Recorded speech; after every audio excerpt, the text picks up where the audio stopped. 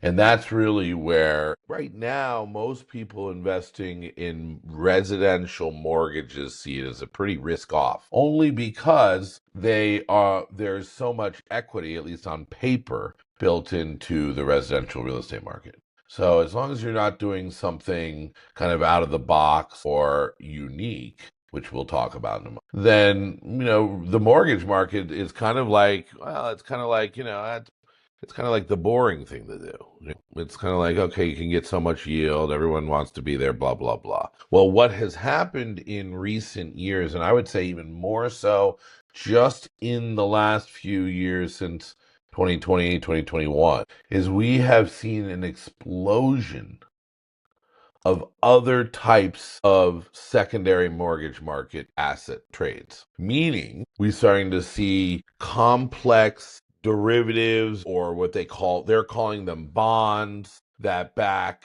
maybe that like pool a ton of credit card debt, which is not secured debt, remember, non-secured debt.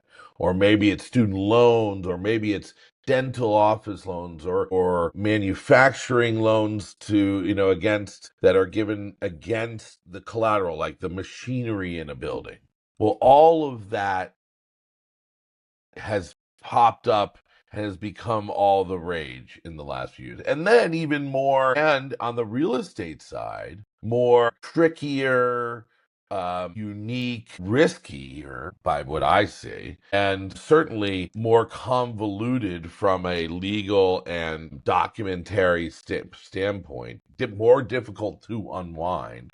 In the real estate side, there's been groups out there creating, what they call home equity loans, right? So they're equity conversion loans that are based on, people signing over title to the property, where the lender becomes a partner in the future upside in the property, the future appreciation of the property.